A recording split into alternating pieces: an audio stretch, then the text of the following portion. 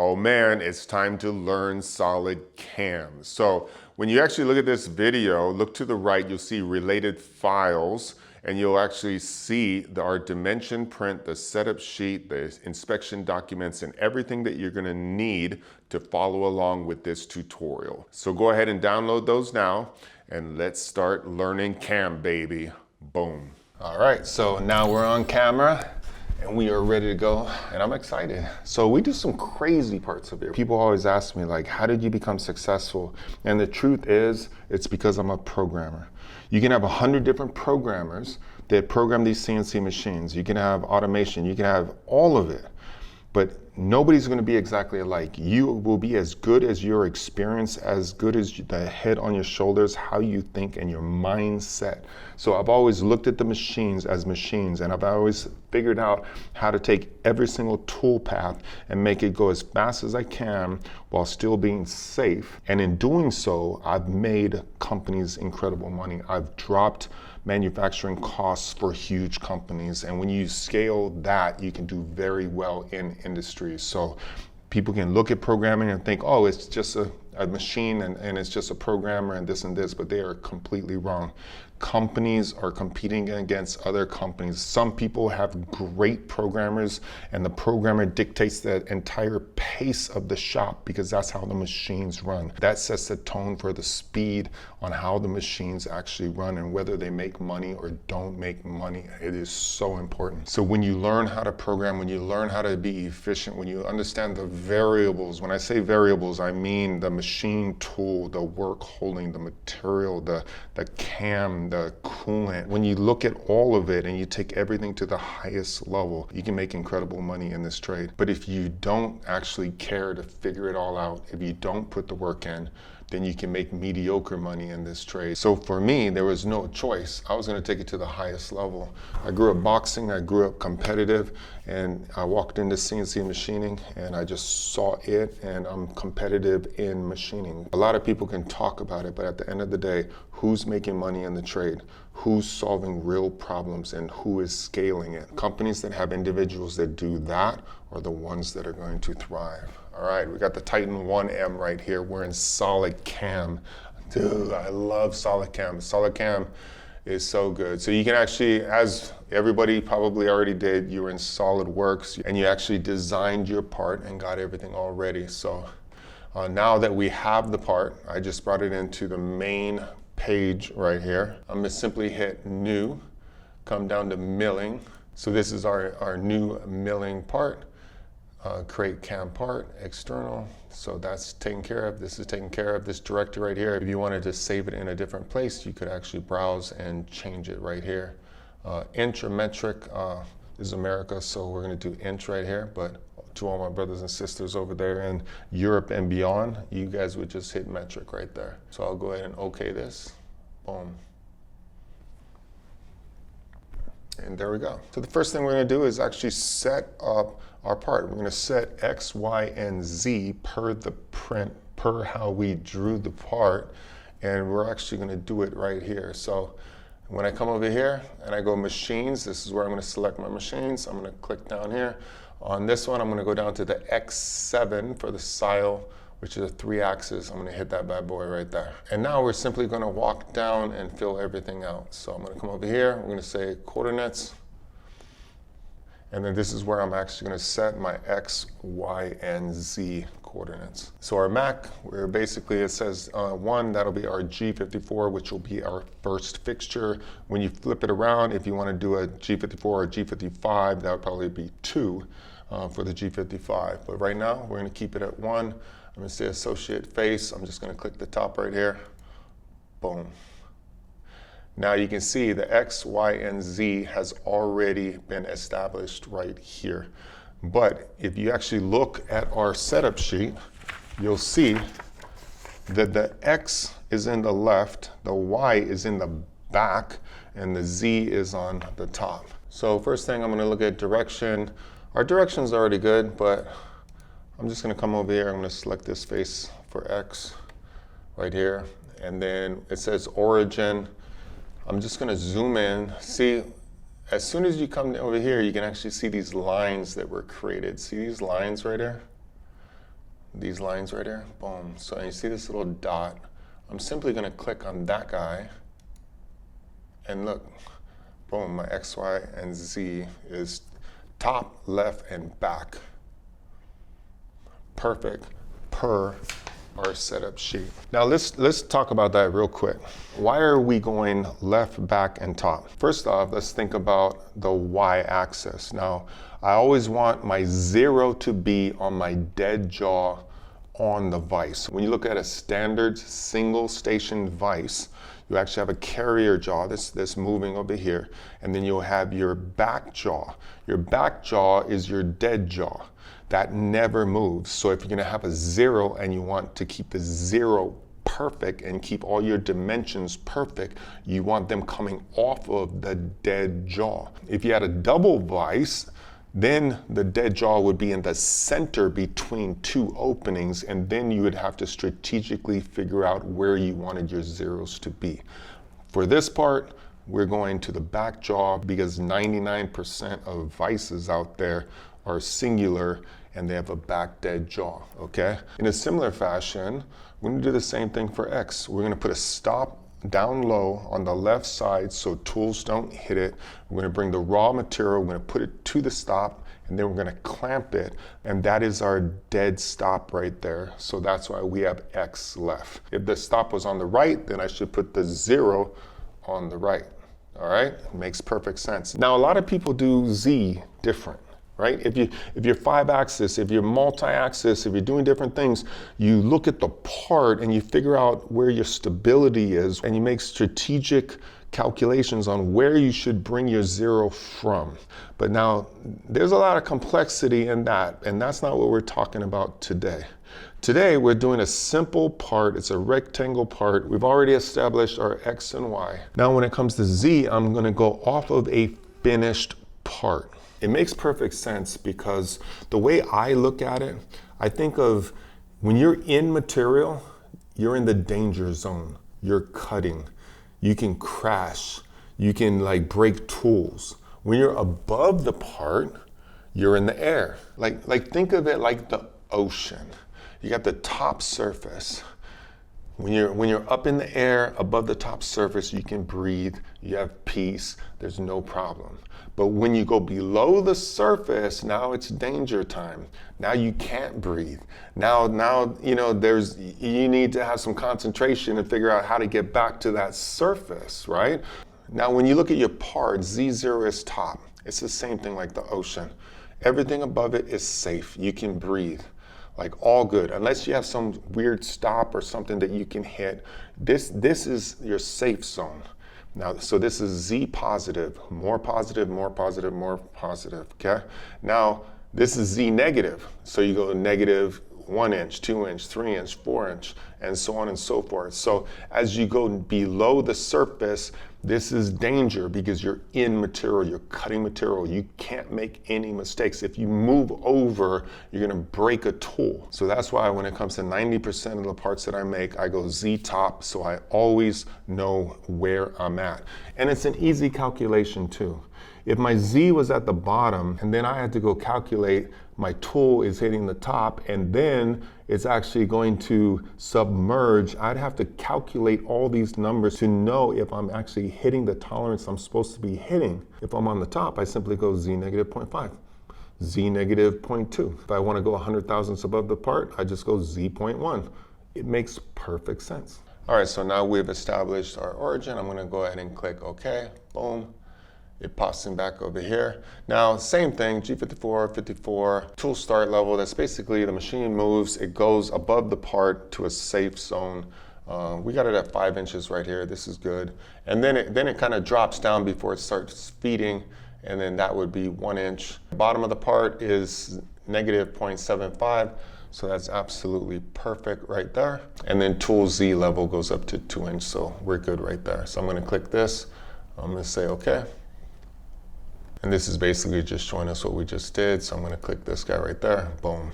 All right, now we're gonna set our stock on our part. That means all the material that's gonna get roughed off. So when we look at our stock material size, we'll see 1x2 bar, cut 4.1, plus 30 thousandths minus nothing.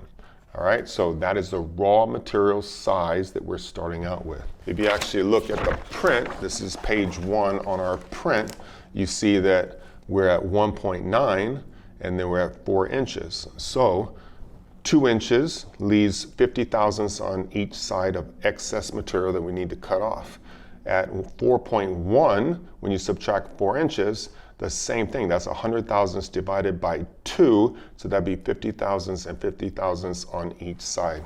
Then we can look back at the setup sheet. You'll see Z-axis is top of part, and then it's 20 thousandths for facing. So I'm going to explain exactly that. We're going to actually set the material 20 thousandths above on this surface, which is going to leave 230 thousandths on the bottom to grab onto, and then we're going to put 50 thousandths around every single edge, and this is exactly how you do that. So I'm going to come over here to stock. We got stock, we got box. There's different options, but box is where we should be. Then I'm going to come over here, I'm going to say stock size. So you can look at the part and you can add all of this material and you can think about it. But if we already know what our raw material is and we know what the part is, then let's just put the part centered in the raw material. So I'm simply going to come down here. I'm going to say stock size because that's the focus. I'm going to say this is the part that we're actually putting the stock around. Instantly, you can see this green line. See this green line right here? It's perfectly all the way around this part. Now you're going to see it's going to adjust as I actually input some dimensions. So I'm going to come down here now. You can be millimeter or inches. We're inches. So over here I'm going to go 4.1 because that's the length of our bar. Tab through. Now I'm just going to go 2 point right here. That's the width of our bar. And then over here I'm actually going to go 1 inch because that's the thickness of our bar. And you can instantly see the square box actually made the adjustment right there, okay? So now we're simply going to come down here, and if you look at X and Y, it all looks perfect. And I'd advise you guys, as you guys go on, you know, like you're never going to make a mistake, but it's just a good idea to actually move around, actually look as you go, and just make sure that it looks exactly like it's supposed to look. Otherwise, if it doesn't, you know, hey, I might have made a mistake. I might have put in a wrong decimal point or something. So that looks absolutely perfect. All right, so now when we come over here, we see the Z is exactly the same. Boom, boom, okay? But what we know from the setup sheet is we only want 20 thousandths up here because we want most of the material down here so we can clamp the material and then cut the top and cut around it.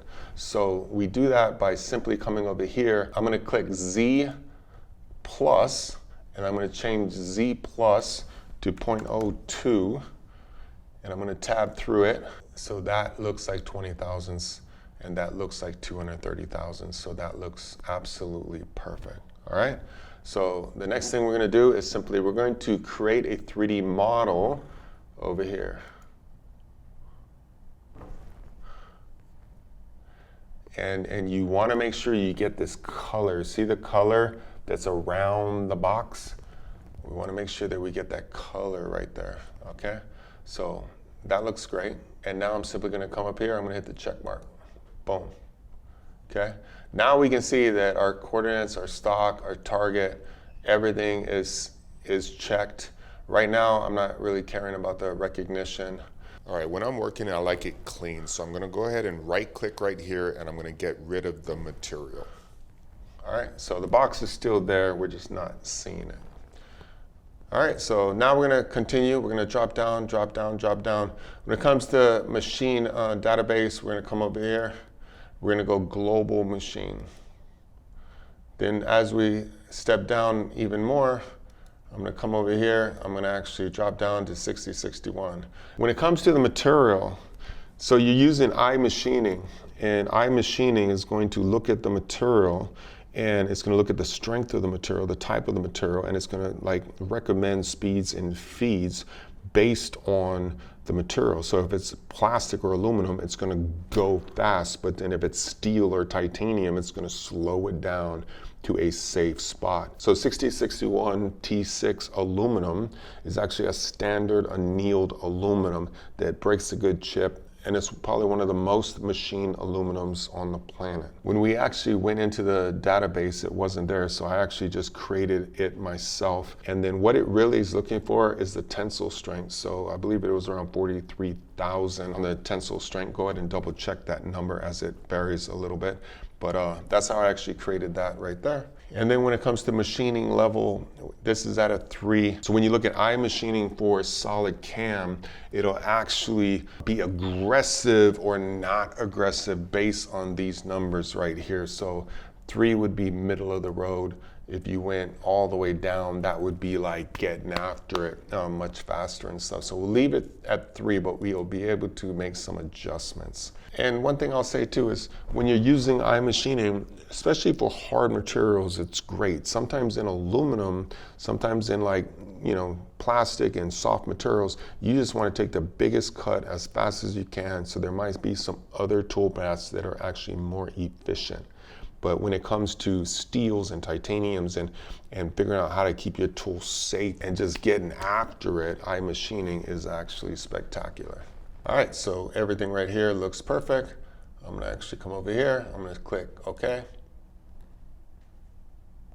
And there you go. Right here, operations, we have our setup right here. Next thing we're gonna do, we're gonna go into our toolkit and we're gonna actually pull our tools. So I'm gonna simply click up here, click in. All right, so now this is basically your tool crib. These are the tools that you can choose from that you can put into your machine and use in your programming, all right? Now, one thing I like to do at the beginning is I just like to simplify it. So I can come over here, I can actually hit View, and it says Advanced View. I'll actually get rid of that right there. Nice and clean. Then I'm gonna come over here, I'm gonna upload my tools from the tool library. I'm gonna come in here. And then these are a bunch of tool libraries that I can choose from. Now down at the bottom, you'll see the Titan building blocks. So if you don't have the Titan building blocks, there's a video above this video where we actually show you where to get the tools from, which we give to you, and how to import the tools into your own system. So make sure you watch that video, get these tools locked up, and then come back to this point. So we're gonna actually double click this. You'll see all 15 tools right here. So now I'm simply going to drag the tools over that I want to use. If you actually look at your setup sheet, we'll just go tool 1, 2, 3, 4, and 5. So the first thing I'm going to do is my mill tool. Let's just drag it over and drop it in place. Next, we're going to do our 3/8. I'm going to end mill. I'm going to drag it over and drop it in place. Then we're going to actually grab our chamfer tool. So 1/4" chamfer right here. Grab this bad boy, drop it in place. Next is the 177 drill, 0.177 drill. Grab this guy, I'm gonna drop it in place.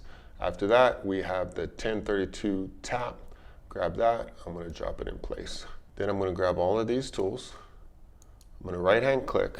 Now, not everybody does this, but then this is actually important. I'm actually gonna come down, I'm gonna break the tool link.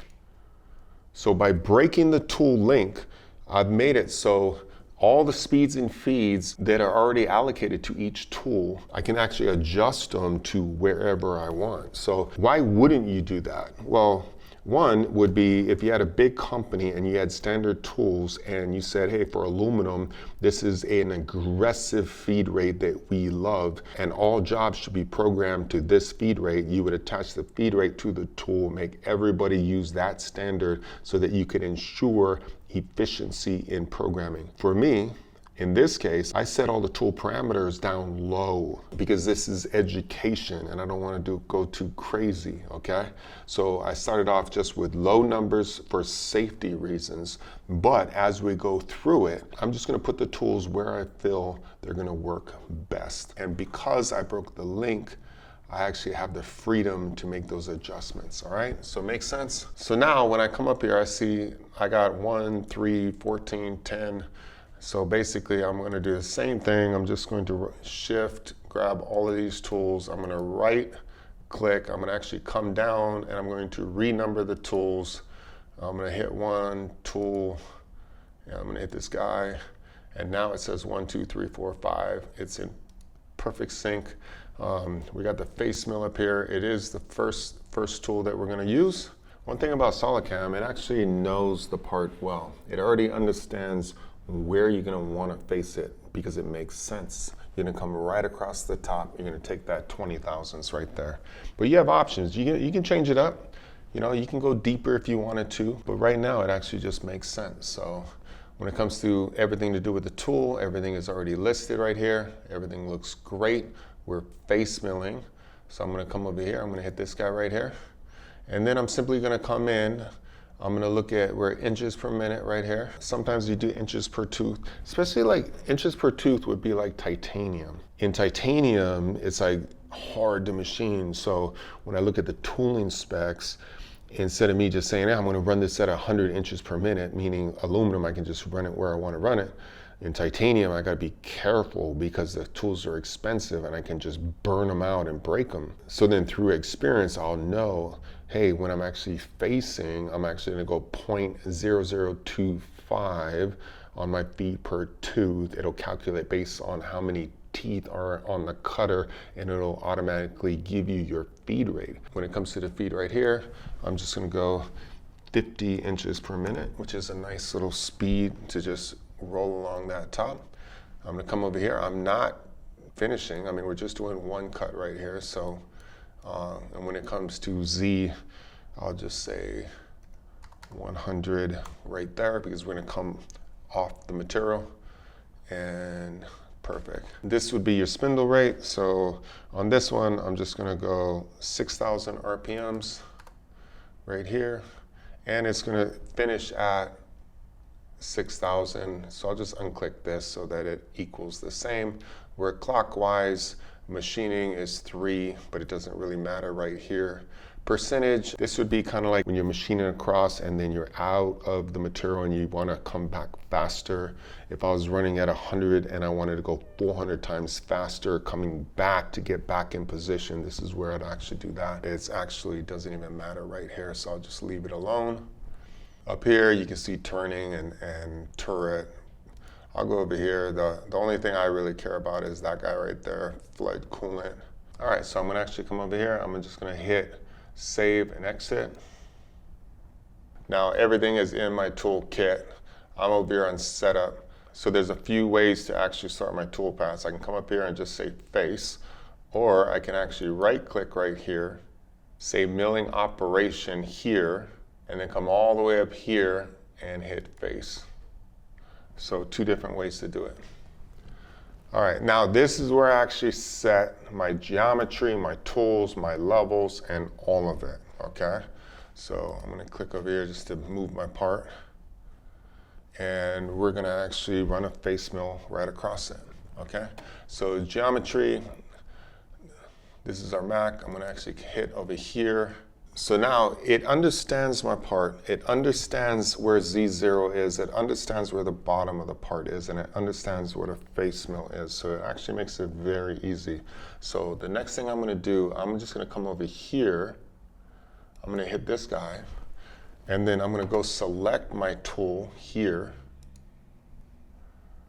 which then I come down, and this will be my tool, my 3-inch. I'll authorize that guy right there. That doesn't matter, so I'm just gonna say, okay. And that puts me into my operations page right there. So now I'm simply gonna go through the data right here. Now, I already added my speeds and feeds here, so my X and Y is 50 thousandths. I'm coming down 100 thousandths in Z, and then my back feed rate is basically 200. And then lead in, lead out is 100, 6,000 RPMs. Everything looks absolutely perfect right here. Clockwise, I'm gonna come over here to levels. Now levels are important because this is where you're dropping down. The cool thing about SolidCAM is it knows exactly how much material you have on the top and knows where it's at. So your clearance level is 1 inch above the part, and basically it drops down to a safety zone of 78 thousandths above the part right here before actually feeding in and cutting.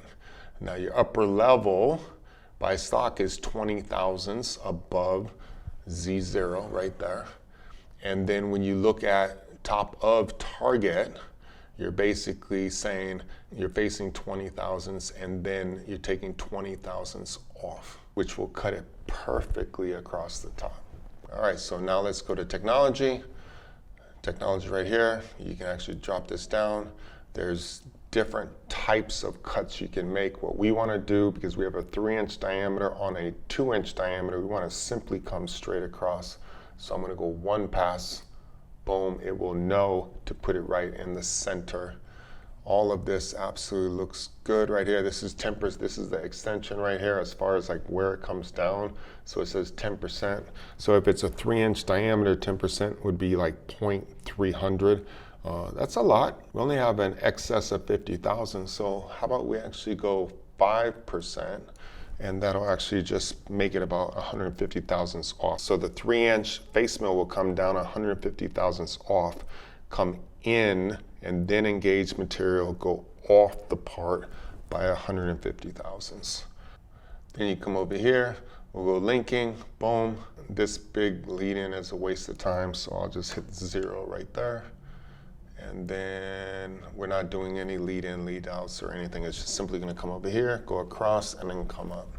And from here, I'm gonna actually come down here. Now, when you're down here, you can, let me just run through this real quick. You got save and calculate. You got save, calculate, and exit. Now, saving is important because you can do a lot of work and then all of a sudden your computer shuts down or there's a blackout or you just forget to, and all that work is lost. So every time you're creating, it's okay to just keep saving, all right? So over here you got save and calculate, and we got save, calculate, and exit. So I don't want to exit yet. I just want to see my toolpath. So I can come over here, save and calculate, and pop it on there. And this is exactly where my tool is going to go. It's going to actually come down over here. It's going to come down over here, come up over here. So if you actually come over here, you'll see simulation. So I'll actually just come down step mode, go right here, click over here. I'll look at it. That's it, dropping right down. So boom. You can see it's off the part. Looks like 150 thousandths, no problem at all. Now I'm just going to continue to step through it. Boom, looks perfect. Boom, looks perfect. Looks perfect. I can come in and I can look at it and I can see, oh yeah, it's perfectly on the face of the part, so that's beautiful. And then I can just click one more time, get up, and we're good. Perfect. So I love that. So this tool path is actually really good. So next thing I'm gonna do is just come over here and save and exit. Boom. We got our first tool path. Face mill, baby. Boom. Let's talk process, okay? So when you look at this part's cool. Oh, this thing's heavy. Now, this is Inconel. So as we actually go through the building blocks, we start out with the TITAN-1M, then we go to the 2M, 3M, and each one basically adds new features and new complexities, and it basically gets harder and harder and harder. So by the time you actually do 10 parts, you can actually make pretty much anything on a 3-axis mill. Now, complexity is one thing, okay? We could have thin walls, we can have high walls, we can have deep pockets, we can have crazy threads and all kinds of different machining and all type of different features coming all around a part that makes it extremely difficult in aluminum. But where the challenge comes is when you start raising in different types of materials, because the materials are expensive. So this piece of Inconel 625, you guys can look it up. This piece right here, just the material is probably $800 right here. So if you break a tool, that's a problem because you just wasted $800. And guess what? An end mill, like a regular end mill, you can get an end mill for like 40, 50 bucks. But maybe even cheaper for the cheap stuff and more expensive, but that's for aluminum. Once you step up to an end mill that can actually cut Inconel, now you're into the $100 $200, $300, $400, $500, $600 for an end mill. So if you break the end mill and ruin the material, now there's a level of stress that comes with that. But there's also a level of pay that comes with that. So if you can actually do it and you're efficient and you can make incredible parts out of complex materials, then you can actually make incredible money as a programmer and machinist and stuff. Yeah, but yeah, this is the TITAN-1M, a nice big boy right here, and perfectly machined. And it's a work of art right there.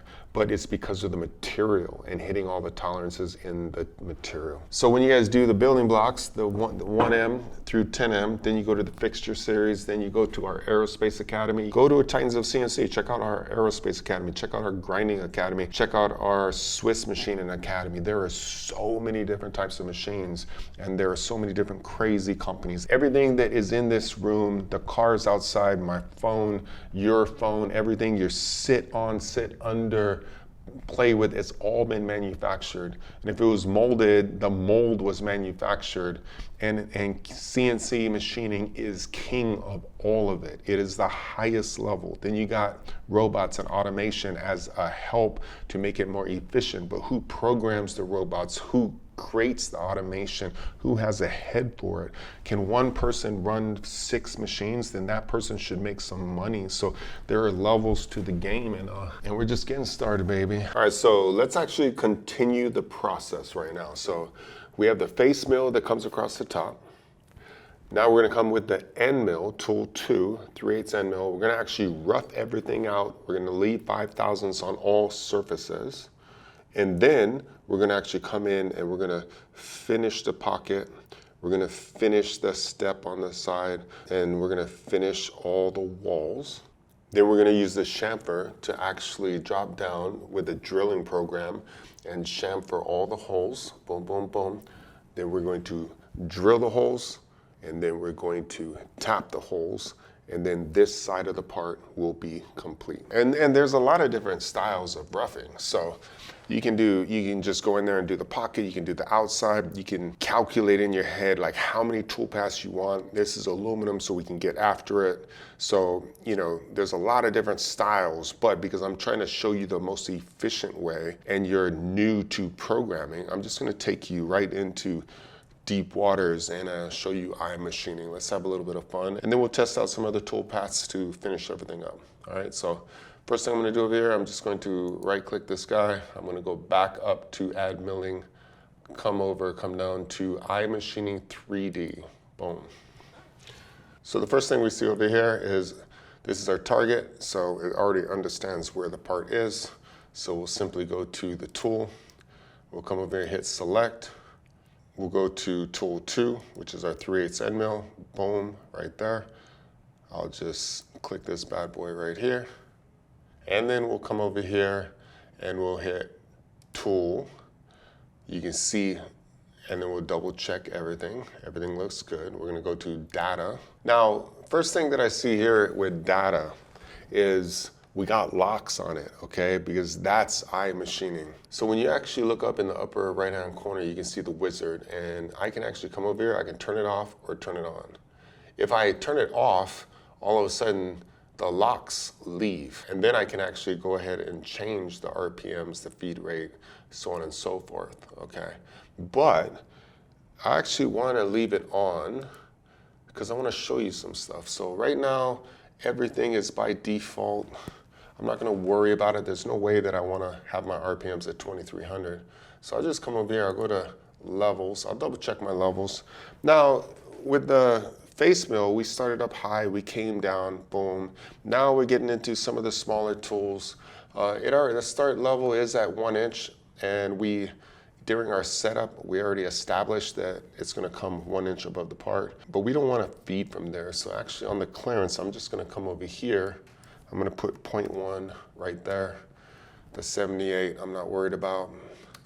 Lower level, I'm gonna actually add a little bit of material. So whatever your radius on the end mill is, so if you have like a 10 thousandths radius, you wanna make sure that you overshoot the bottom of the part by 10 thousandths. If it's a 20 thousandths, so long you have enough room, then you put 20 thousandths. I'm just gonna put 10 thousandths, boom, boom, boom. and then we're good. I'm gonna come over here. Now, this is iMachining, okay? So it has already pre-established, it knows earlier when we said we're using an X7 milling machine, it knows that it has 16 horsepower. It knows how much RPMs it has. It understands the power that it has, the torque that it has. It understands everything, and it understands the aluminum, because the aluminum, we went in and preset our aluminum, and we took the tensile strength to 45,000, and so it looks at all of it. It looks at the tool, the type of tool, is it carbide? It looks at the machine, and it puts numbers together that work well. When you actually look at machining level, you can go like 1, and you see this guy right here, I'll bring it down, and now we're at 600 RPMs. I come up to 6, now I'm at 3,400. Now my feed's at 68. If I go to 8, I'm at 4,000, and my feed is at 93. That's actually not bad. Like 93 inches a minute, it's almost 100 inches a minute, and you guys are just learning programming, so that's pretty good. But I still wanna play with it, okay? When I come down here and I see my step over, it says 12 thousandths max and 3 thousandths min. And that means, like, as it's roughing, it's just taking 12 thousandths, and that's ridiculous, okay? So that's not acceptable. So how do we change that? Let me actually come over here to modify my cutting conditions. Now I have my material right here. Now the material, like iMachining, is deep. So when you look at material, the material helps set your parameters and your defaults, right? So you can actually go into your material and you can actually build your material in a way that pushes a more aggressive tool path. Meaning, if I was like, oh, this is aluminum, I could actually have 3 different types of 6061, like an aggressive one, a mediocre one, and a slow one. And then I could set the tensile strength accordingly, and I could just fudge the numbers a little bit.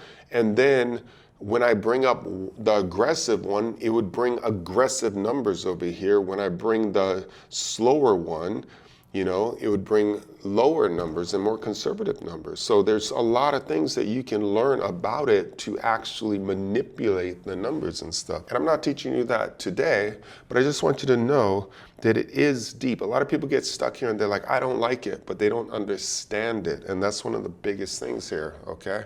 So when we come over here, we see carbide tool, we're like 6061.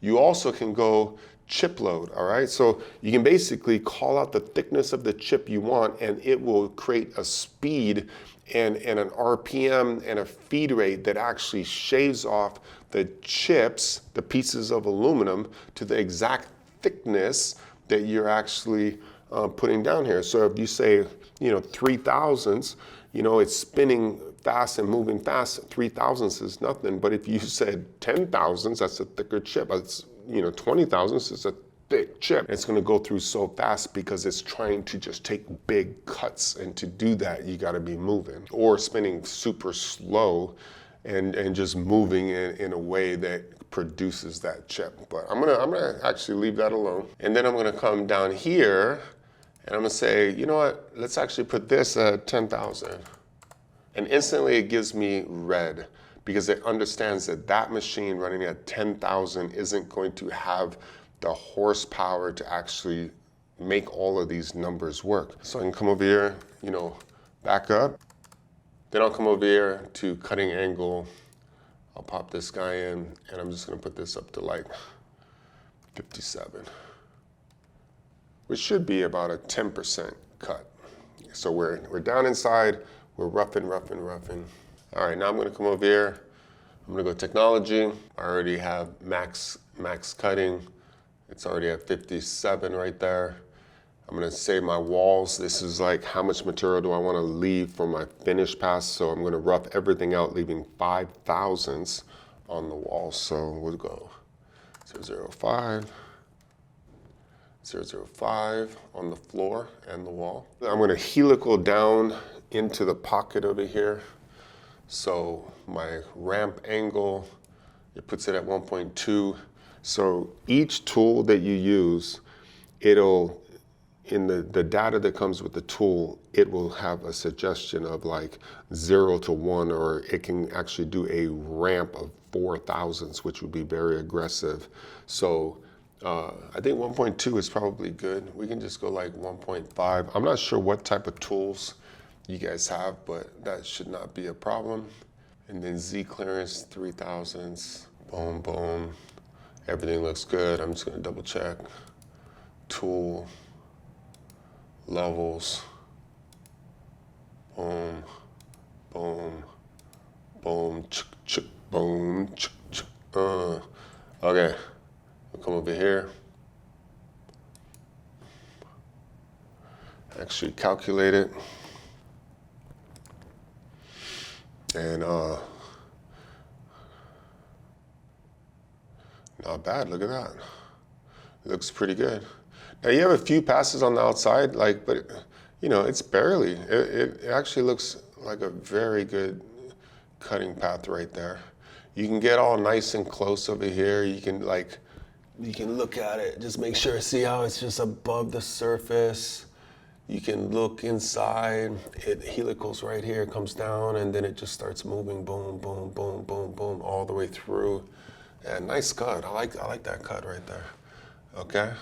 So then we can actually come over here and let's actually simulate it.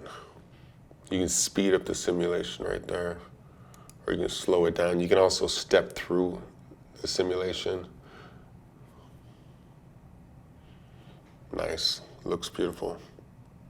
Super good. All right, that's the cool thing. You know, you have the tool right there. You just saw everything it did. You can look up, it doesn't come down. You're looking for like weird cuts, and it looks nice and clean, all right? So that's a beautiful pass right there. So I think we're good. Now that we love that tool path, we're gonna go ahead and come over here and just say save and exit. Boom. So now everything's roughed out. Let's actually go finish inside the pocket, and we can finish this step over here. Now I could do a pocket to just do the pocket and then come back and just do that, but there's actually a nice little horizontal tool path I like, and it'll do both at the same time. And it's pretty cool because you could have so many different levels, and you can just click like basically everything horizontal machine from this height to this lower height, do everything in between, and it just gets it done. All right, so we'll right click over here, add milling operation. We'll come all the way down here, and we'll go 3D HSM. All right, now this is like getting like higher level, okay? But it's a cool tool path. So it actually is right here, horizontal machining. So you have all of these different tool paths right here, all of these different tool paths right here. When we're just gonna stick right here with this bad boy right there, boom. It already understands the target, so I'm just gonna simply go to the tool. So I'm gonna come over here, I'm gonna select the tool, which will basically be the same tool we just used, the 3/8. It's already there, so I'm just gonna say okay. Boom. I'm gonna come over here, go to data, and then we're going to make some adjustments. So when you finish, when you rough, you get after it. And 100 inches a minute is fast, so slow it down the first time that you guys actually run it. And remember now, like if 100 inches a minute, if you only have a machine that can go 4,000 RPMs, then 100 inches per minute is like super, super fast. If you have like 10,000 RPMs and you're utilizing 8, 9, 10,000 RPMs, then 100 inches a minute isn't that fast. So adjust it based on the machine that you have. Since we have a great machine with the Sile, I'll actually finish this at 40 inches a minute, all right?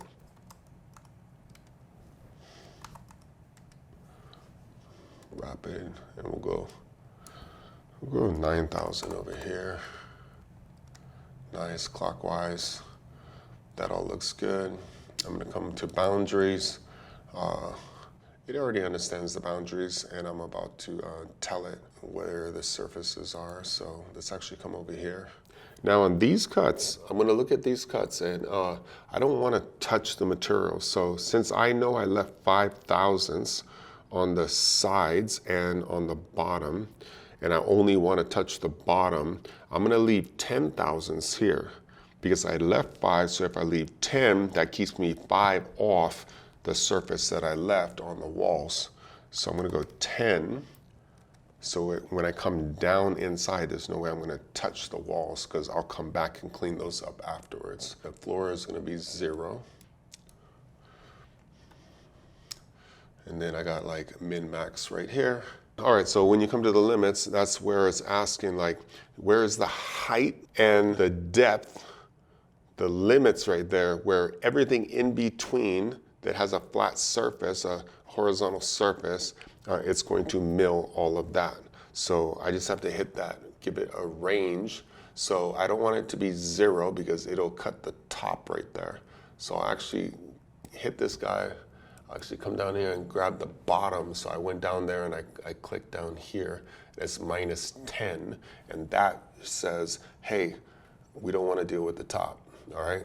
Then we go to the bottom. The bottom's fine because it's not going to mill the bottom. But even in that, let's actually just come and do this down here, right? And it's like 5-1. So that looks good. Then we'll come over here to link. All right, so we're climb milling right here. Everything looks good. I'm gonna go to ramp. Then we're gonna come down here. We're going to get a little bit more aggressive, maybe a 5-degree ramp right there. The ramp height, I'm just gonna say like 0.03, should be good. Helix ramping, diameter. Then we'll come over here, click this guy. Take a look at our tool path.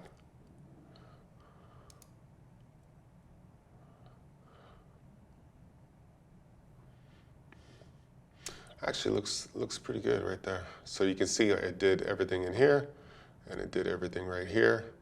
Same thing, we can come over here, do a nice little simulation.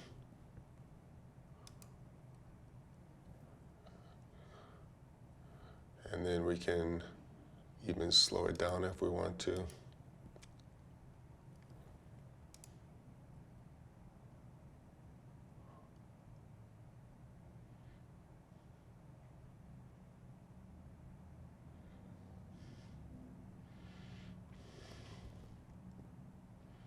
Comes down over here. You can see it kind of ramps into the cut, comes around, boom, and then comes out. And see how it comes out right here and it comes up? It's okay because I only have 5 thousandths on that surface and I kept it off 10 thousandths because I anticipated that. So that looks great. Let's go ahead and save and exit. Go turn that bad boy off.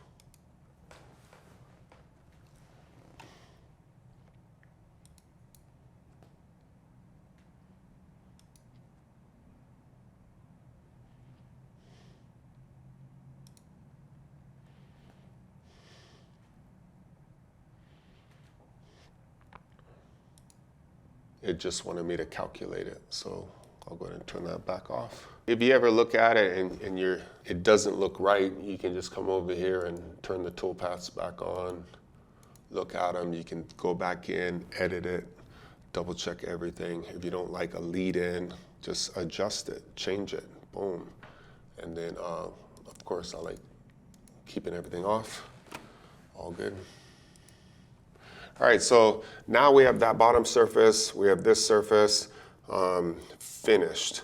So now we're gonna come in, we're gonna do the wall, and then we're gonna come around the outside also and do that wall, okay? So I'm gonna come over here, I'm gonna right click, I'm gonna go up, milling, I'm gonna come down to profile. Now profile, you use profile a lot. Because profile, whether it be chamfering or profiling, it's just when you want to touch a wall or you want to take a couple steps in or something like that. It's used a lot. All right, so on the geometry, I'm going to come over here and say new, because now I have to select it, okay? So since you have this guy going right here, I'm actually going to come down here. I'm going to actually just select this guy right here. See how I'm making sure I'm getting the outside. I'm not getting the bottom, I'm getting the outside over here. And then you can see says, do you want to close this chain? You can see it's not like closed over here. So I say yes. It did it. Accept. I say yes. Yep, looks good. Basically, it's going to cut all the way around over here, and it's going to start over here. So I just look at this guy, I say accepted. Now I'm going to go tool, same thing. Come over here, 3/8, it's already selected. I'm going to say yep. Come over to the data. Same thing. Parameters are set super low. That's why it keeps coming up at 10 or 100. You can set your own parameters on the tools also. But I set it so we could actually make those adjustments. But we'll come over here. We'll just go 40. And then same thing. Just keep it slow. You guys can make it the other adjustments as needed. Like the Z feed coming down, you guys can actually speed it up if you want to. So this would be feed percentage, meaning like if you're feeding at 100 inches per minute and then you're retracting, going back into position, then that retract and going back into position, you could say, oh, I want that at 300% of 100, so that would be 300. So that's what that is right there. So I'm not going to change it right now. But if I wanted it to like feed back at, say, 80, I could just, we'll do it. We'll go 200. 200. I'll put my RPMs at 9,000. Boom. Finish. It's all basically the same. So I could actually turn this off and just use the one, but that's fine. I want to come over here and make sure my coolant's on. So I'm just thinking to myself right now, that's like good, because I'm like, I don't think I turned the coolant on in my first couple passes. So you need to always be thinking about that right there and not assume that it's on. So I got to remember after this to go back and actually double check my coolants, okay? So we'll go level. Now same thing, I'll come over here, I'll go 0.1, boom. Upper level is 0. It says profile level is at 7.4. I'm just gonna go 0.76 on this guy, since we're going around the outside. All right, and then technology, I'll come through here. Left, compensation on finished passes. Yep, and then, yeah, everything looks good, everything looks good. We're finishing, we're doing one pass right there, so everything looks good. We'll come in here. We're just feeding down, yeah. But over here, I want to arc in, and this is where, a lot of times you don't want to come straight into the material, but we're going to do it one time a little bit later at a 90 degree, and I'll tell you why when we get there. But what you want to do is you want to actually come in at an arc so you have no pressure hitting it. Like, if I come this way, it'll be like, because it's like full force, and then it shakes and it'll make a line on your part. You actually want to like come in, instead of going like this, you want to actually come in here, your cutter comp, and then you want to like just curve and gently come inside. I say like you don't jump off the dock into the water, like that's a hard splash. You go down the beach. You know what I mean? Like you go down the beach and go into the water gently instead of jumping off the dock. Take the pressure off, man. But yeah, this is good. I'll put this down at maybe like 30 right here. I'll put this guy over at 30 right here. And that all looks good. And we'll go look at the toolpath, and we can make adjustments if we want. Yeah, looks good. See that right there? I can come over here, I can double check it. Tool comes down, goes out, looks perfect. Now this is the line for cutter comp. This is when it's gonna comp. So if you use your cutter comp, which is just basically saying, hey, I wanna say 1,000ths off, or I wanna go 1,000ths in, so you put that in your offsets, and it'll overshoot this or undershoot it based on that comp right there. But you might not need anything, so it looks good. All right, beautiful pass right there. And you can see it, it just arcs right inside. That angle is just beautiful right there. And that means you have no witness marks over here. This is like a little cool thing, okay? So usually I'm coming over here and I'm just exiting because I'm going to a completely different tool path. But now I'm actually going to profile multiple times. So on the profile, if I actually come over here, it says save and copy. You'll see it over here. I'll save it and copy it, and it gives me a new one. So it basically held on to everything from my previous tool path. So all I have to do now is come over here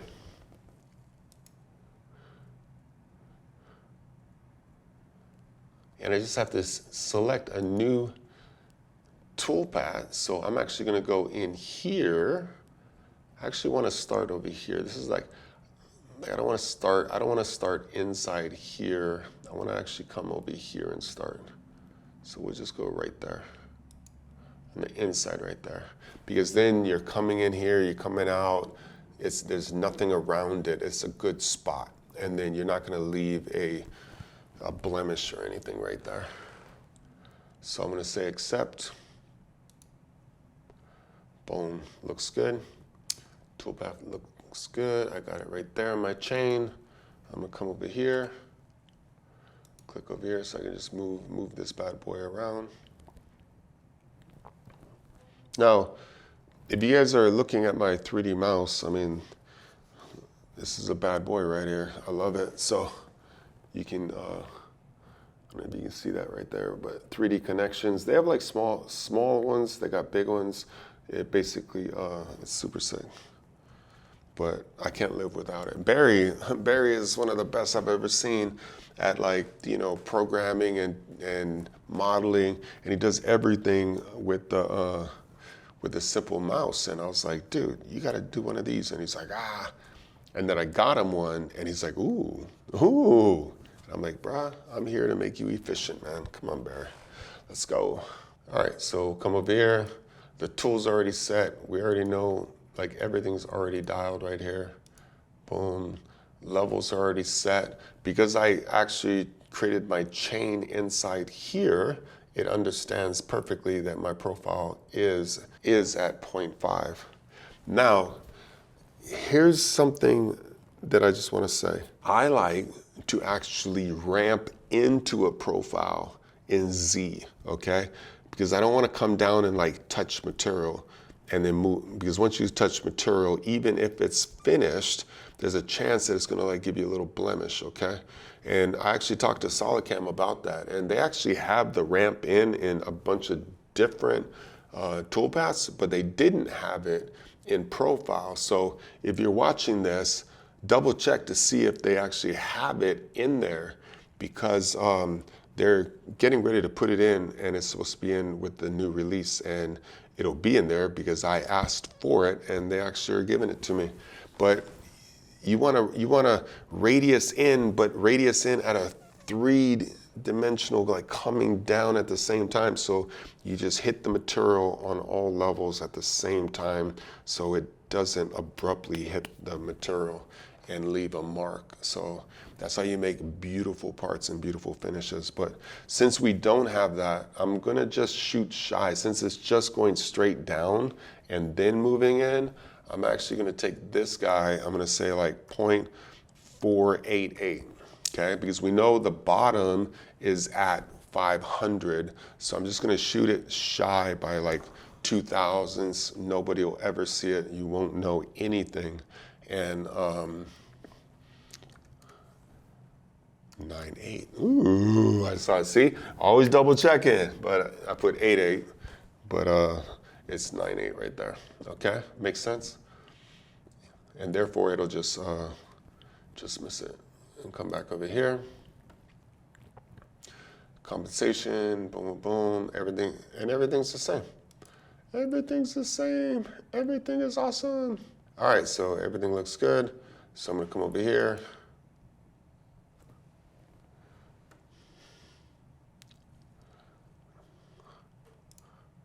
Go look at my tool path. It drops down right here, comes in, goes all the way around.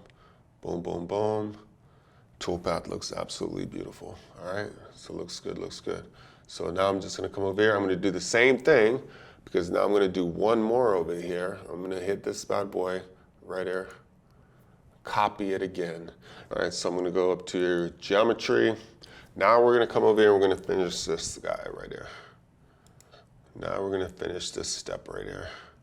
But you know what, if the end mill just comes in and just goes around and comes out, it's gonna leave a little diamond right there, okay? So we have to kind of step it in and do like 2 little finish passes right there.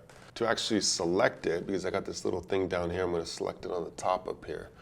All right, so I'll come over here, I'll hit new right here. I'll actually turn these guys off. Turn this guy off. I'm gonna come right here and grab that guy. Now you can see the arrow, see how the arrow's going that way? I want it to go this way. So if you actually come over here and you hover, you can actually see what these guys are.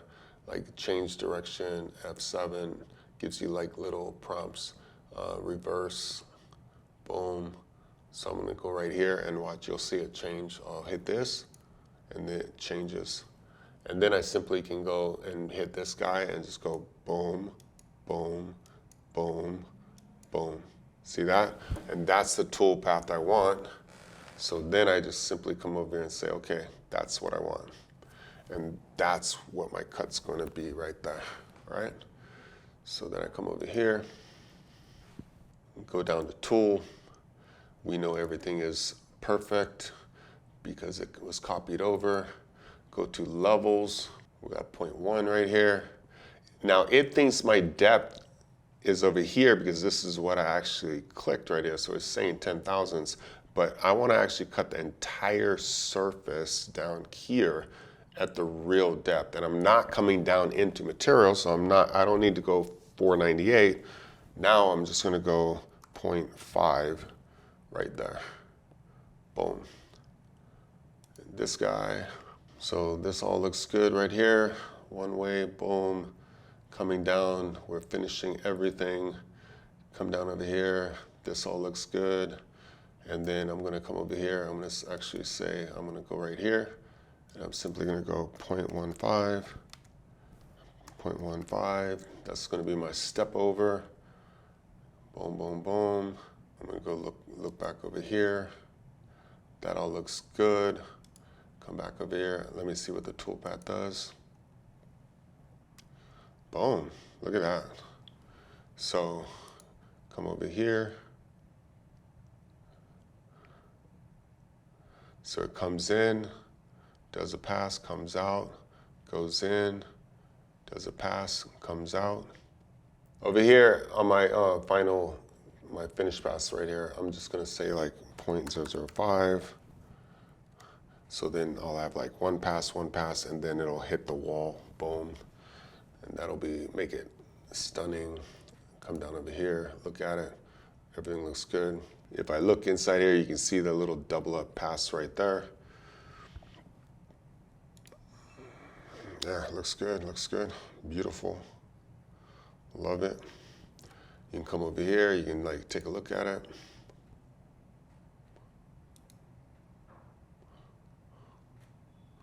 Beautiful, beautiful.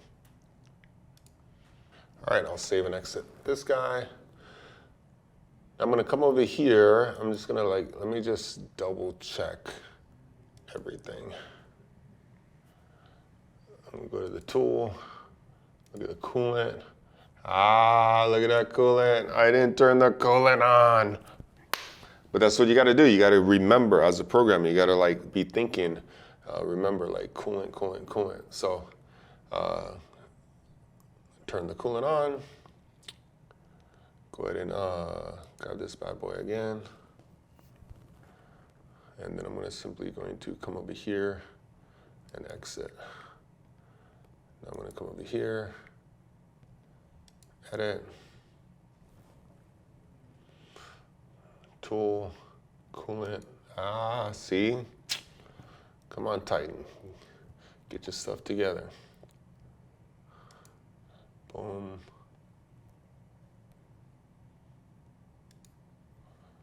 I'll come over here, save and edit. Come over here.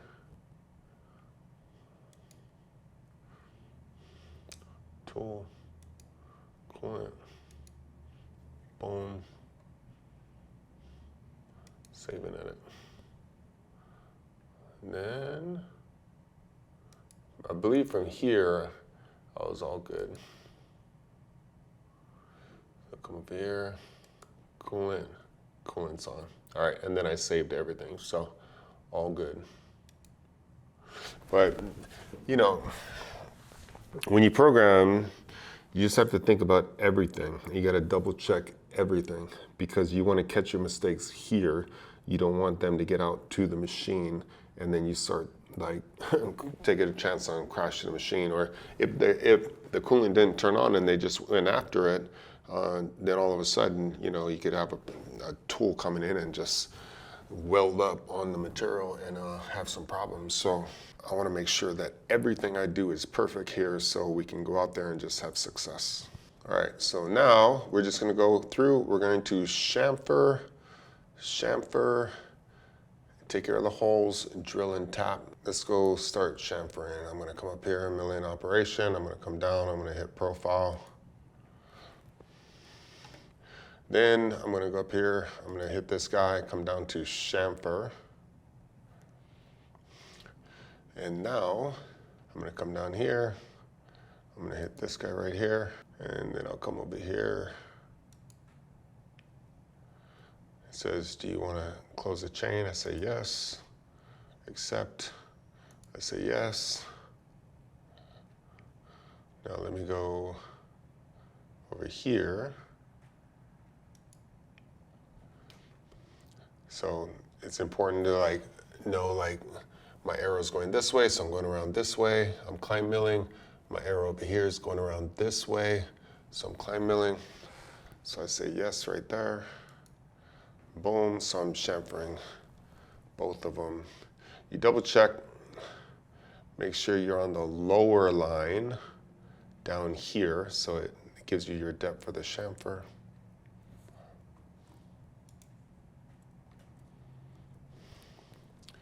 Float that bad boy right there. So I'm gonna say okay.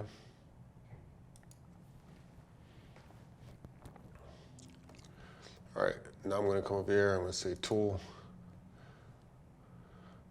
Go down here, I'm gonna select my chamfer mill, which would be number 3 right here. Now I'm gonna say okay. Come over here, I'm gonna give it some data. Now, we're using a chamfer mill, so it's at a 90 included, 45 degrees on each side.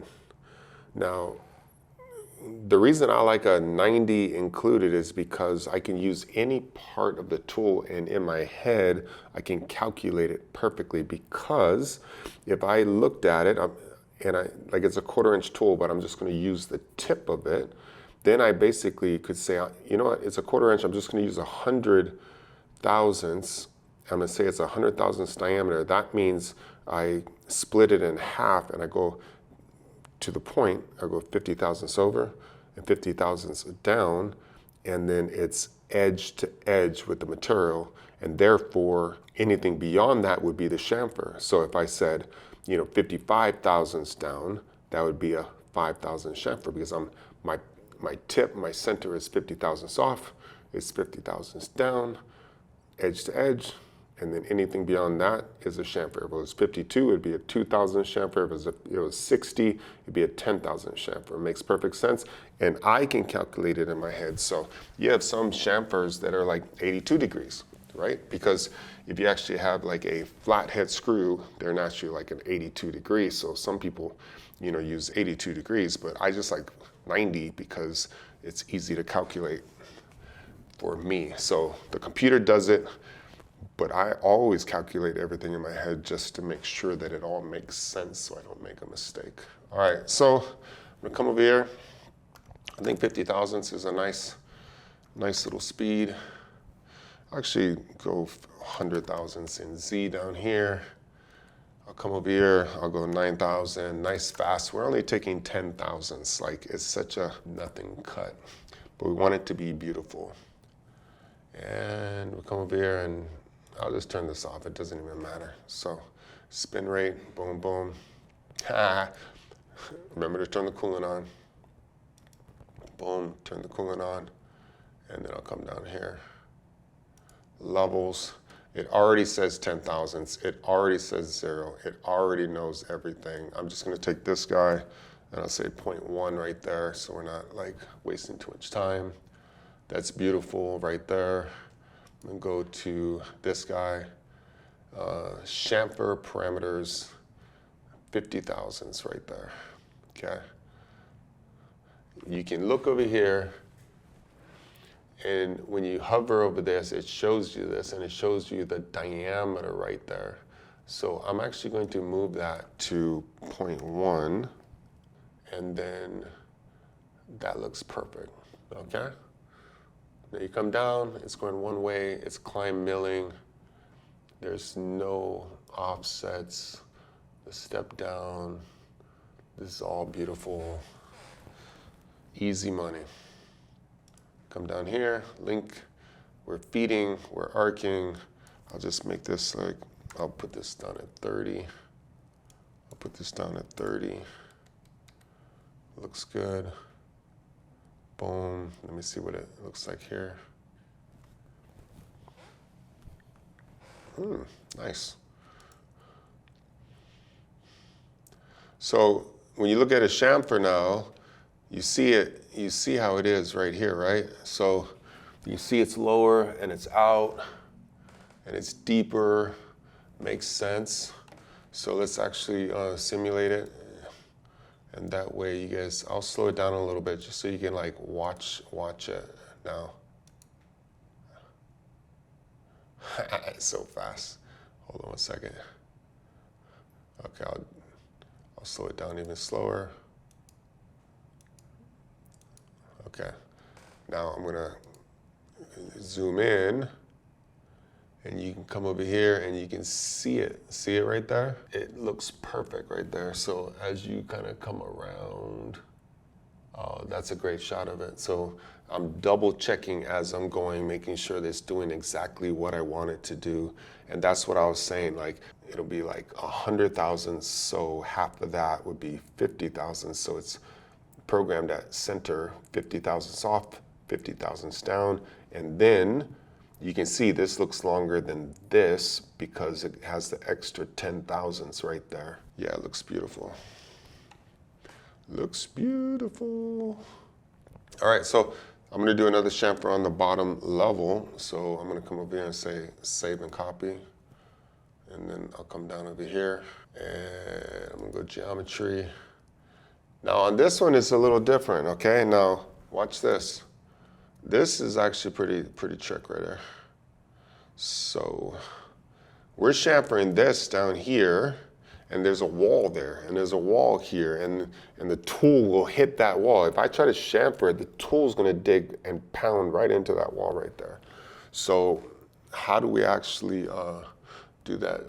You take this guy, we're gonna go click on this guy, and then you come up here to target, and you come over here, and then 3D model, target, and it understands where the model is. So you can say target offset, and I can say I want it like I would go like 20 thousandths, but I'm not gonna tell you to do 20 thousandths, but we'll do like maybe like 40 just to change it up a little bit, keep it kind of tight.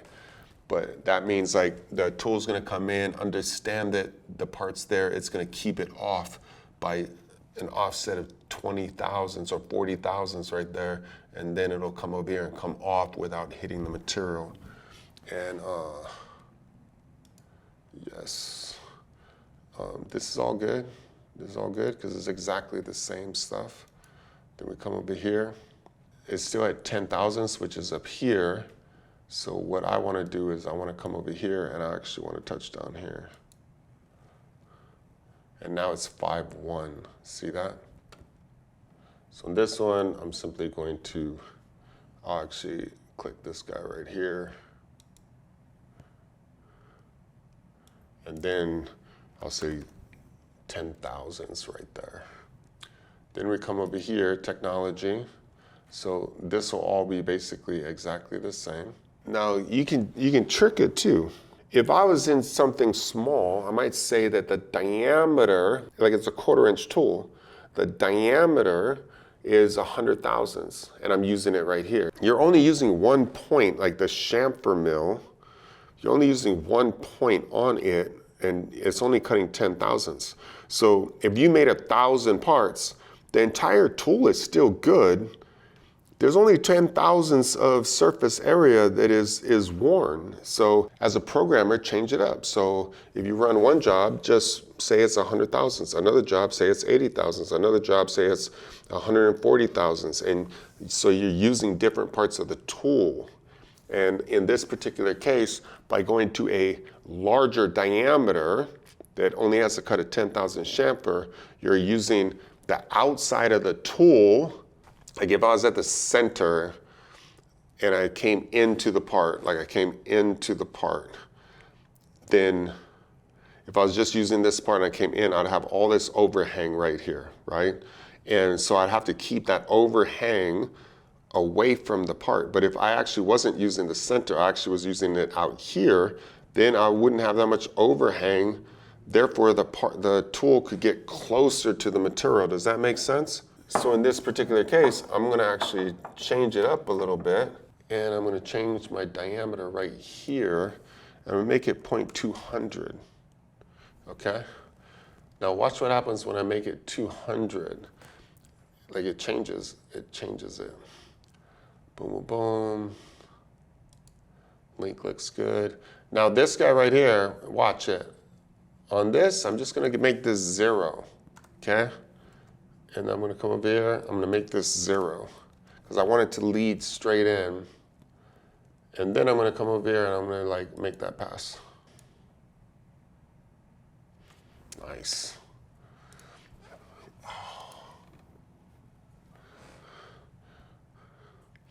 All right, now, if you look at the height here, and you look at the height here, it's much different. And you can see it over here. So actually, let's go take a look at this guy. So I'll come over here. And this one, I just want to step down, okay? So single stepping actually is like super good, super good. All right, we come down here. Drops down. One more time. Now watch it. Look at it. I'm gonna hit it one more time. Boom, engagement. All right.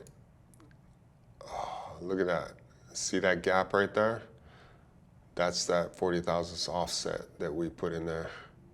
And then you come on the other side over here.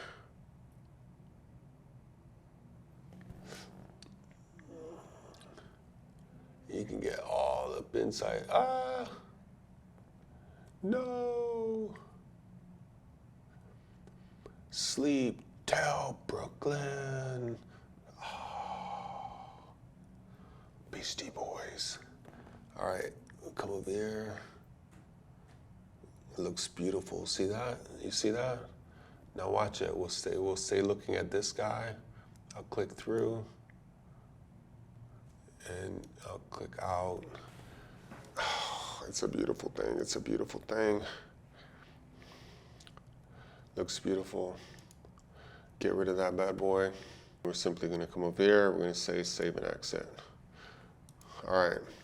Now, a lot of guys will actually come and they'll spot it. Like when it comes to threads over here, they'll actually like spot it, they'll drill it, then they'll come back and chamfer it after it's drilled. But I like just using 2 flute chamfers. You know, if it's a 4 flute, just make sure you got a little bit of center cutting. But it's aluminum, so we can actually go ahead and just spot for the thread. If you look at the print right here, it's calling out the chamfer at 0.210. So 210, basically if you look at a 1032 thread, the diameter of the thread would be about 0.190.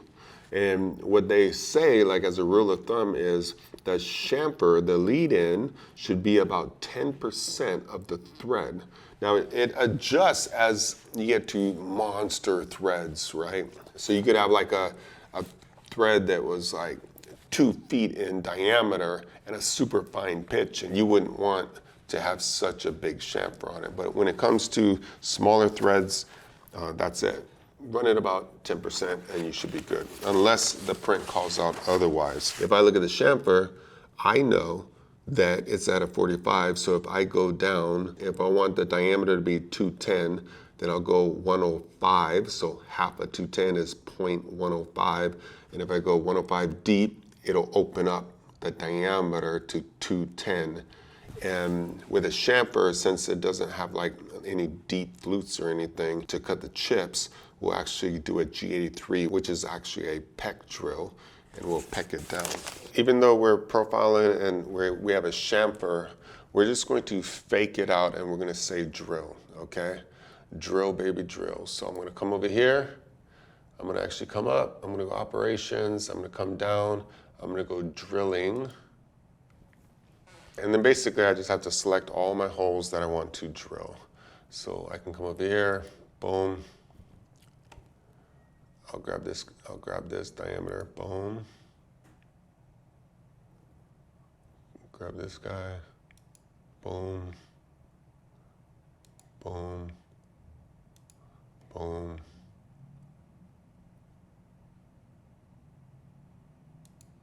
Boom.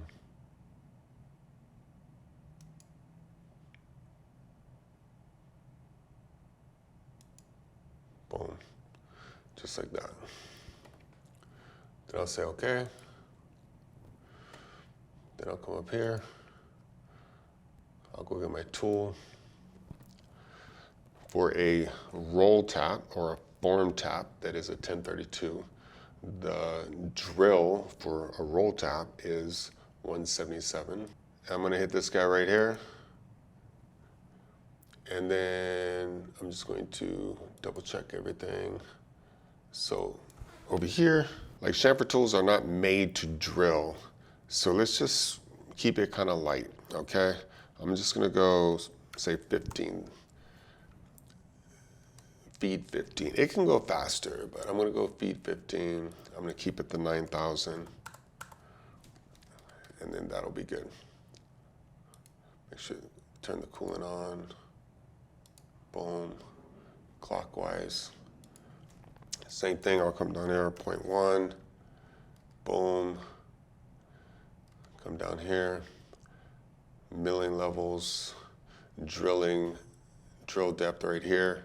0.105, which basically makes a 210 diameter. Boom, type of depth to the cutter tip, so that looks good. Then we'll come over here, sorting. I went right around, but if it thinks there's a shorter distance, I can just hit shorter distance. G81, so there's a lot of different drill cycles. G81 would just be a straight drill, like a straight without a peck. But if you come over here and you go to G83, like G82 would be, you know, like a straight with a dwell. G83 would be a peck drill cycle. And then like G85 would be like a reamer, like coming in, coming out. G84 over here would be our rigid tapping, which we'll use right after this. So over here, I'm just gonna hit this guy right here. Then I'm gonna go data.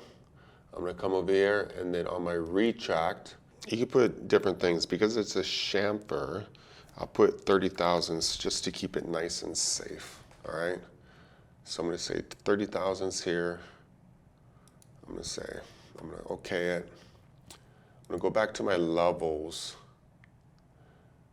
On this guy, I'm gonna actually come down to like 20 thousandths right here. I want it to be nice and close, nice and tight. Everything looks good, so let's go ahead and check out our tool path. Boom. So it basically pulled it over here, all the way around. Now I'll actually go ahead and get rid of this guy, so we can just see the tool path itself. Looks good.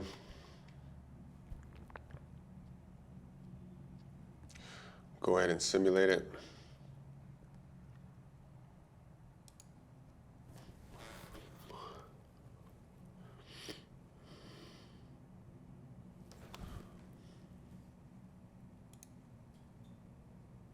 Now watch.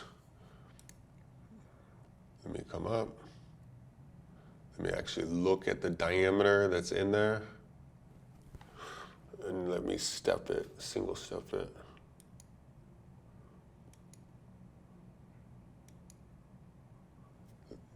Fully engaged.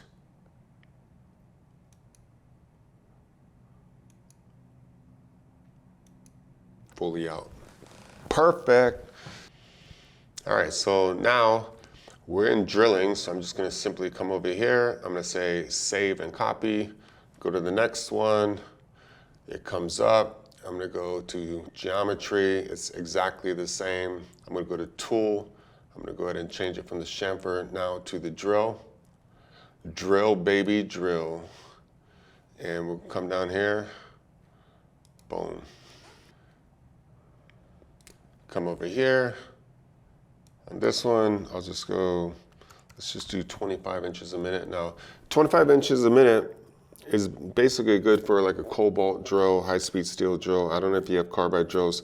Carbide drills can go 40 inches a minute. They can go 100 inches a minute. Don't do it. But under the right circumstances, with the right through spindle coolant and stuff, I mean, you can send drills 200 inches a minute. So I have them in my videos. You can look up different extreme cuts that I do.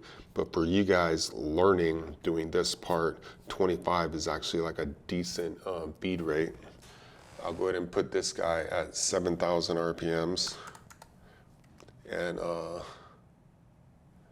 that all looks good. Go look at the levels now. The levels, so your thread is actually going 380.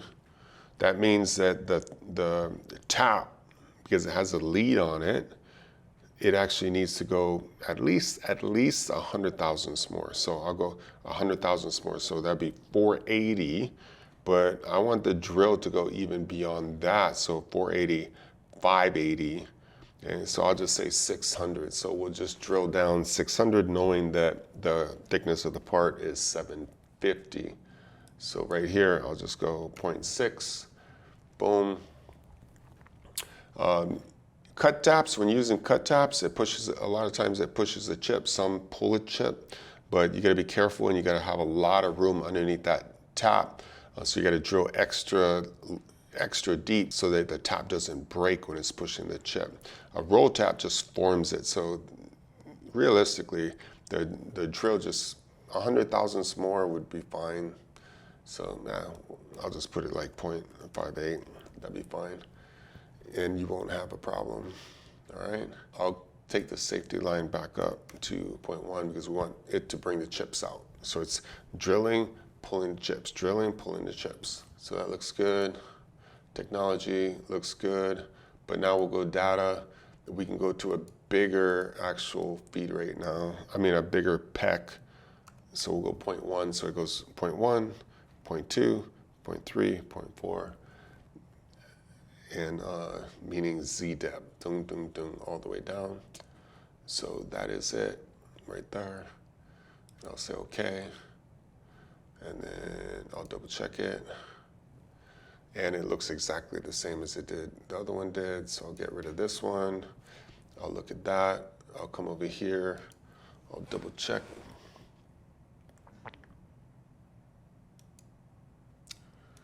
And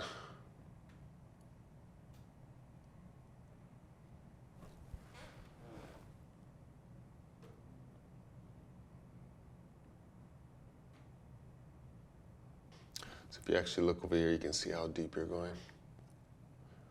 Very good, I like it. All right, so right here, I'm just gonna do the same thing. I'm gonna save and copy. And we're on our last tool. We're on our last tool!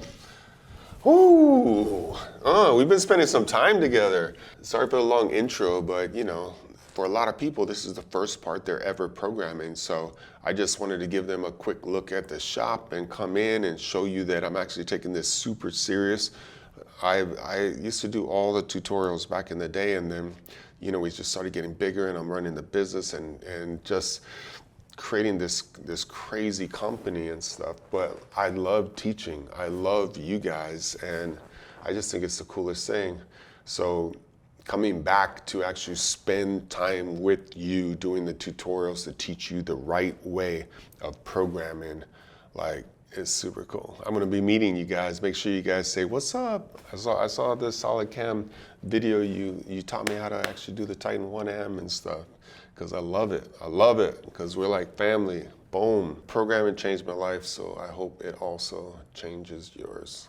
Coming up here now, geometry is going to be exactly the same. I'm going to come over here to Tool. I'm going to hit Select, bring this guy up. Now we're going to the tap right here. It'll automatically know it's a tap. So 1032 tap. There's that bad boy right there. It already has 1,000. Like 1,000 RPMs is just a standard tap RPM. And it's easy to calculate. And your feed rate, it's already set 31.25. So if you went 500 RPMs, then it would be half of the 31.25, okay? Now, roll taps like heat because they're actually heating the material and pushing the material and forming the material. So 1,000 RPMs is actually a good place to be. And the machine can keep up with it, so super good. All right, so that's good. We'll come over here. 100 thousandths is good. You have to be above the part to allow it to start its threading cycle. So 100 thousandths is good. Sometimes if you're too close to the material and starting out, it's not good. So 100 thousandths is good. Now we come down here. 5/8 was the drilling depth. We do not want to go 5/8 or we'll break the tap. Okay, so we're gonna go 0.48. Right there, okay?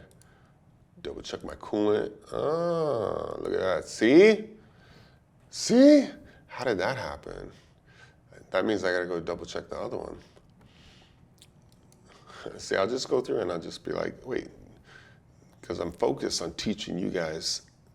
I gotta make sure my head's on all of it, you know? But I think it's good. I make a slight mistake, you know, hey, Titan actually missed this, but he's going back and double checking everything, all right? So we come over here, then we come down to technology. Now this guy right here, we're simply going to go to, it already knows it's one of these guys, so G84 right there.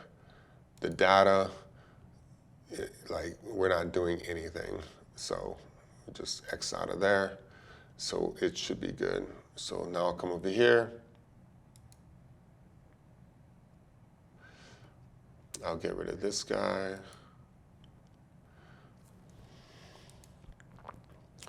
I'll go ahead and rerun it.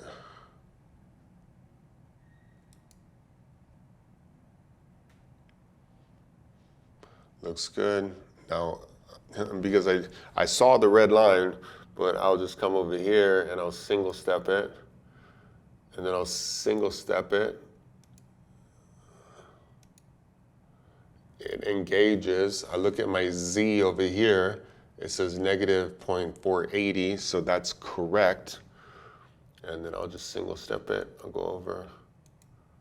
And I got confidence that it's absolutely perfect. It's perfect. And guess what? We just programmed the entire TITAN-1M, the first operation. And then the next up is the second operation, but we will actually do that in a separate video. That's it. I'm going to save and exit right here. Now, once you finish all your tools right here, then you just hit this guy right here. You say setup, and you go over here, and you just generate the post, and all the code will just come up right there. So thank you guys so much for your time. I hope you guys learned something. Super excited for you guys' journey. You look at me, you look at my company, you look at everything that I do, it's because I'm a CNC programmer. I figured out how to make parts like in a way that is efficient. I go after hard materials. I machine the parts in a way that's super efficient. I don't break any tools. I actually save people crazy money. Yeah, I built the company because of that value that I bring people. A lot of people run away from difficult jobs. This is 604B titanium. You can go to our Aerospace Academy, aerospaceacademy.com, and you can actually see exactly how I programmed this job right here, and you can see it running, and we're giving you feeds and speeds and everything, and basically all the same tool paths, but I'm just showing you how to actually run it out of titanium. This is like a part that we actually did. It's similar to like a SpaceX part, but it's a Titan part. Nice O-ring grooves, male threads and stuff. But yeah, check out the Aerospace Academy. We have an app now. It's crazy, and you guys can get certified on the Titan parts in MFG Connect. So MFG Connect, whether you're on Google Play or you're on the Apple App Store, MFG Connect by Titans of CNC, go check it out. We're on there all the time. If you're running parts and you have questions, ask us questions. You can talk to all my guys and stuff. You can actually like post all of your parts. You can get certified on there, and then you can talk like TikTok. You can actually just ask questions, show pictures, put videos from your phone. You can do all of it, and you can search for people can hire you from there and all of it. So super cool. And shout out to SolidCAM. You guys have an amazing platform. The software is amazing, and giving it free to everyone to learn on, like, man, that's legendary. That's like legendary right there. So thank you so much. And I love you guys. So I'll see you in the next video. Boom.